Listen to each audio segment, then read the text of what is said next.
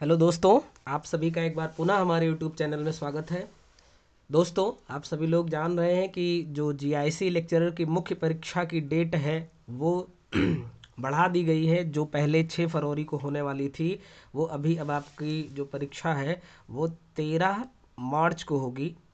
इसका मतलब अब आपके पास लगभग 50 दिन मिल जा रहा है। देखिए यहाँ पे लिखा है 50 डेज प्लान। इसका मतलब 50 दिन अभी आपको एक्स्ट्रा मिल जा रहे हैं। हम लोगों ने क्लास के रिगार्डिंग जो है वो वीडियो बनाए थे कि हम लोग मेंस के लिए जीआईसी मेंस के लिए क्लास स्टार्ट करने वाले हैं। बट उसी टाइम पे बहुत सारे एग्ज़ाम लग जाने की वजह से क्या हुआ कि नहीं हो पाया। बहुत सारे इश्यूज़ होते हैं और फिर कम टाइम बच गया। बहुत लोगों के कॉल आए, लेकिन क्या था कि अब 20 दिन 25 दिन में तो हम लोग सिलेबस नहीं कंप्लीट कर सकते हैं, और जो कि एकदम सही बात है। ठीक है, बेवकूफ़ बनाने से कोई मतलब नहीं है। फिर एक महीने में भी नहीं कंप्लीट किया जा सकता है। हाँ, बट ये 50 डेज़ जो हैं ये सफिशियंट है। इस 50 डेज़ में हम लोग पूरे सिलेबस को अच्छे से कंप्लीट कर सकते हैं।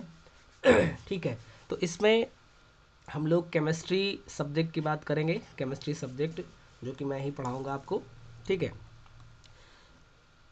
मेंस के लिए। और मैं आपको जैसे चैप्टर है कोई टॉपिक वाइज, मान लीजिए जैसे क्या है कि हाइब्रिडाइजेशन आया, ये एक टॉपिक है पर्टिकुलर। तो हाइब्रिडाइजेशन की आपसे मान लीजिए इस पर बेस्ड कोई क्वेश्चन पूछ रहा है, तो क्वेश्चन कैसे पूछ सकता है? अति लघु उत्तरीय तो मैं ये कहूँगा कि यहाँ पे कुछ होता नहीं है। ठीक है, लघु उत्तरीय और विस्तृत उत्तरीय जो है, यानी कि लॉन्ग क्वेश्चन आपके और थोड़ा सा शॉर्ट वाले, यही क्वेश्चन आपसे पूछे जाएंगे। थोड़ी सी तबीयत ख़राब है, उसके लिए माफ़ी चाहूँगा। ठीक है, बट क्या है कि अब यहाँ से मान लीजिए क्वेश्चन आपका आता है, तो हो सकता है कि लॉन्ग का क्वेश्चन आए या फिर हो सकता है कि शॉर्ट का क्वेश्चन आए। तो अगर आपसे क्वेश्चन का नेचर बदल दे रहा है तो आपको लिखने में थोड़ा सा चेंज करना पड़ेगा। यानी कि आपको शॉर्ट में है तो थोड़ा सा कम लिखना पड़ेगा, लॉन्ग में है तो थोड़ा सा ज़्यादा लिखना पड़ेगा। अब मैं एक चीज़ और बताना चाहूँगा। जैसे एक होता है स्टूडेंट अप्रोच और एक होता है टीचर अप्रोच। ठीक है, तो एज अ टीचर आप यहाँ पे एग्ज़ाम देने जा रहे हैं तो आपको ये कोशिश करनी है कि कोई भी इम्पॉर्टेंट चीज़ छूटे नहीं। टीचर, एज अ टीचर जब आप काम कर रहे हो तो जैसे आप पढ़ाने जा रहे हो, बहुत सारे लोगों ने कहीं स्कूल में पढ़ाया होगा, या तो कोचिंग ट्यूशन तो लगभग सब ने पढ़ाया होगा जो यहाँ पे अपेयर हो रहे हैं एग्ज़ाम मेंस में। ठीक है, डेफिनेटली सब लोग अपेयर हुए हों, मतलब कहीं ना कहीं पढ़ाए ज़रूर होंगे।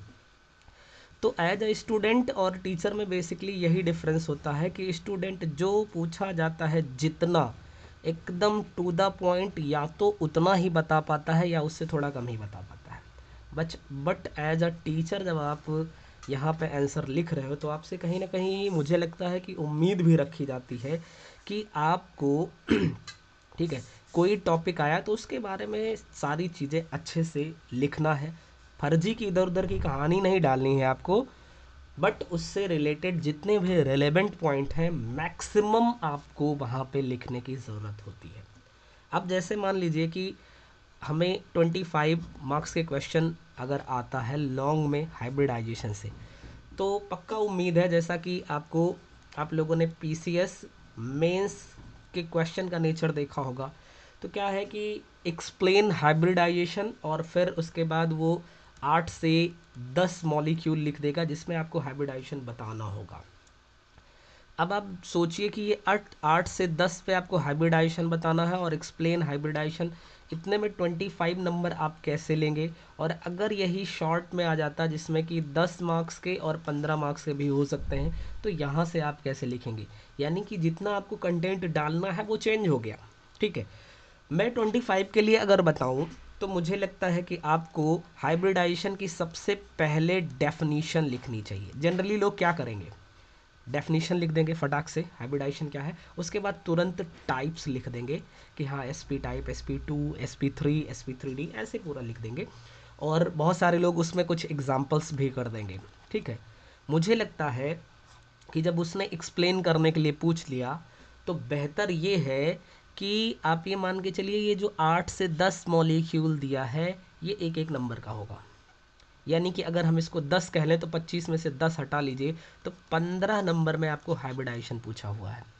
ठीक, खाली डेफिनेशन और टाइप्स पे यहाँ से 7 टाइप, आपके 6 टाइप टोटल जो भी आ जाएंगे। ठीक है, और यहाँ पे डेफिनेशन बताने से वो आपको 15 नंबर मुझे लगता है शायद ना दे।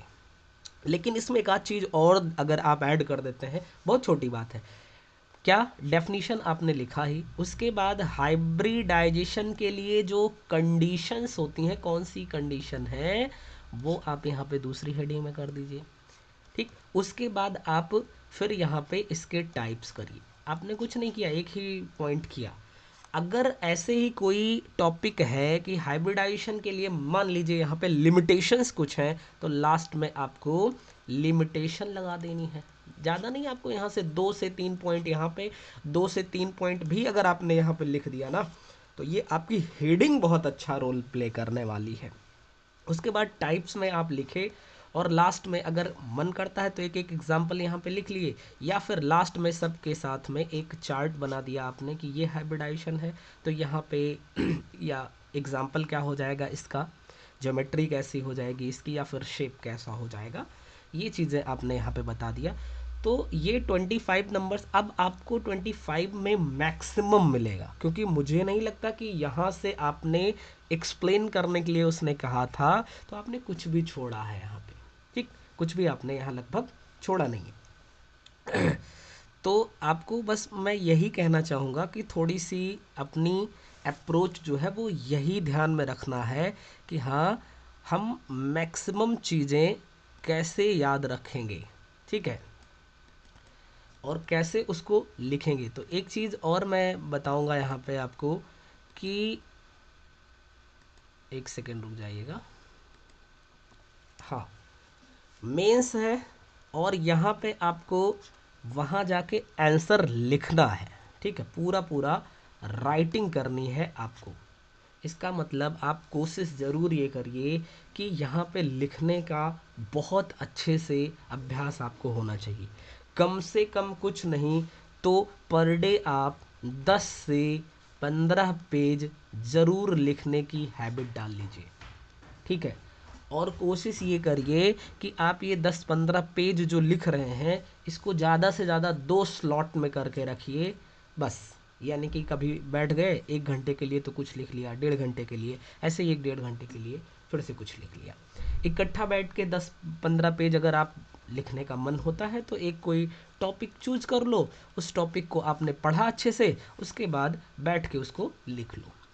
जब आप लिखोगे ना तो लिखने से क्या होगा, पहली बात तो वो आप सोच सोच के लिख रहे हो तो आपकी प्रैक्टिस हो रही है, याद भी हो रही, वो आपको चीज़ें मेमोराइज हो रही हैं, साथ ही साथ आपकी लिखने की भी प्रैक्टिस हो रही है।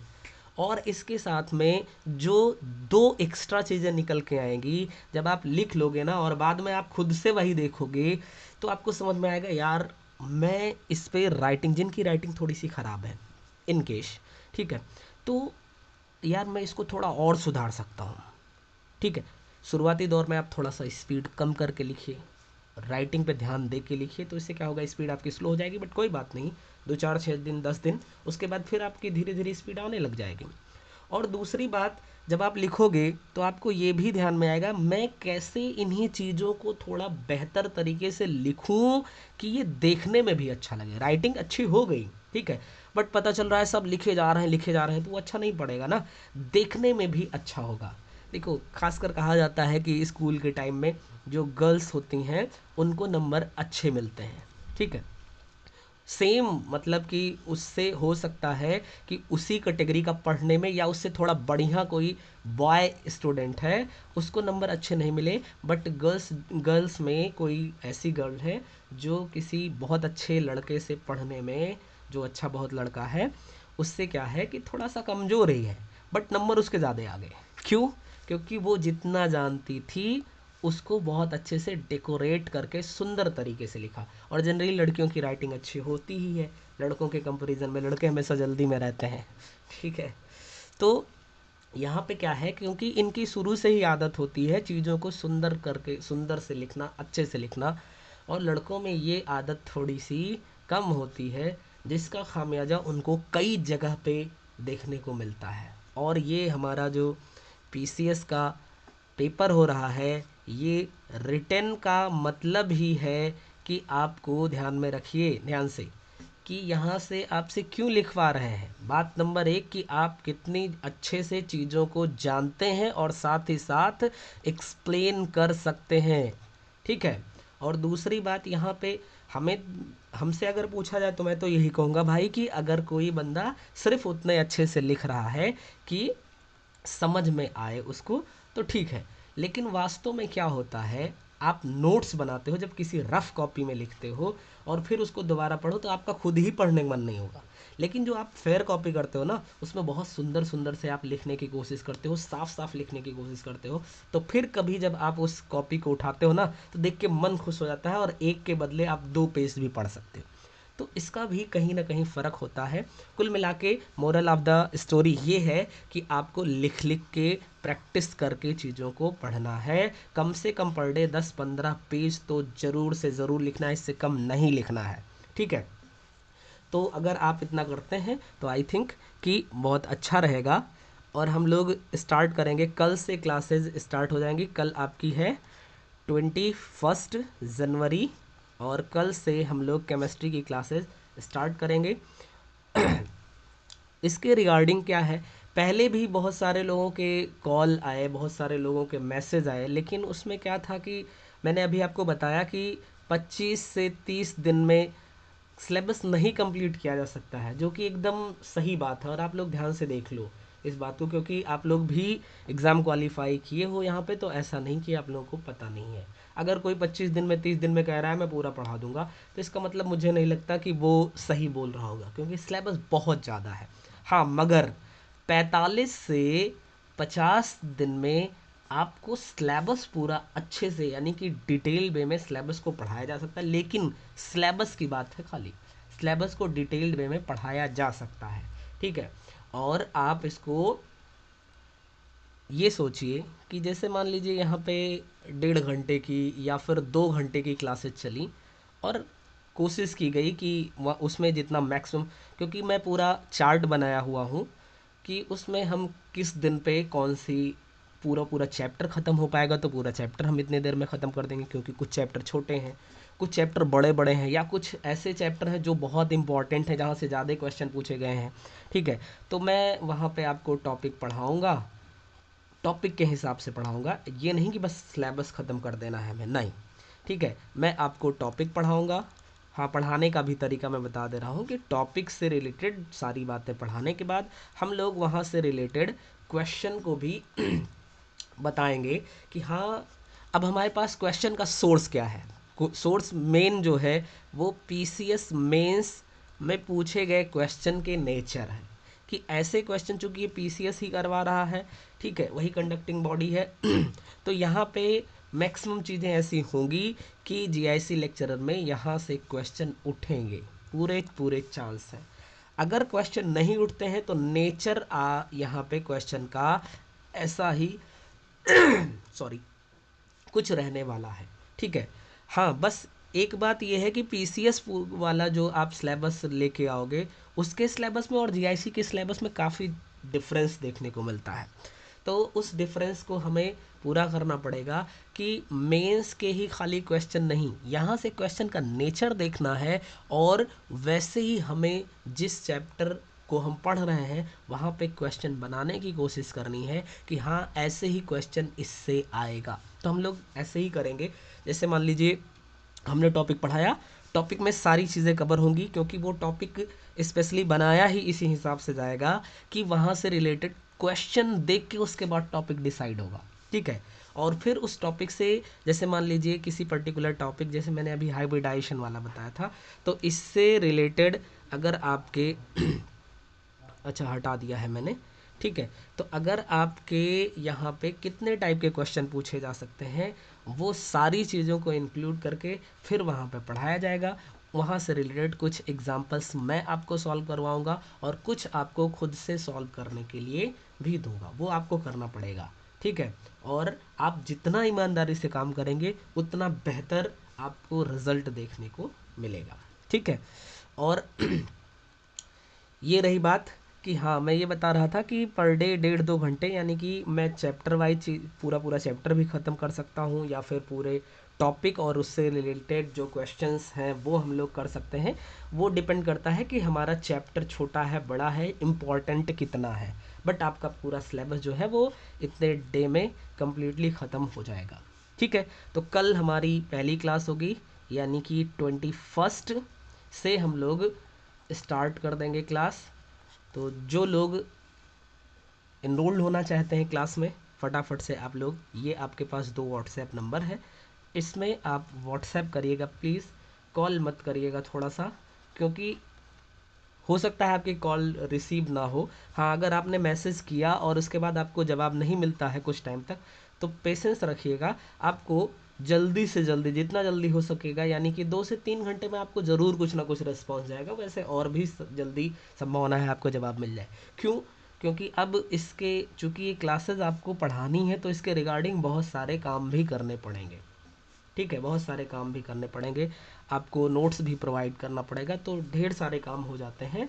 और उसके बाद भी क्या है, जब और भी तमाम रिस्पॉन्सिबिलिटीज़ होती हैं जिसको देखना होता है, तो प्लीज़ आप लोग व्हाट्सएप करिएगा इसके रिगार्डिंग, जो भी आपको इन्फॉर्मेशन चाहिए होगी, और फिर थोड़ा सा पेशेंस रखिएगा, आपको जवाब दिया जाएगा, ठीक है। तो मिलते हैं हम लोग कल की क्लास में। तब तक के लिए आप सभी लोग स्वस्थ रहिए और पूरे मन से पढ़ाई करिए। Thank you.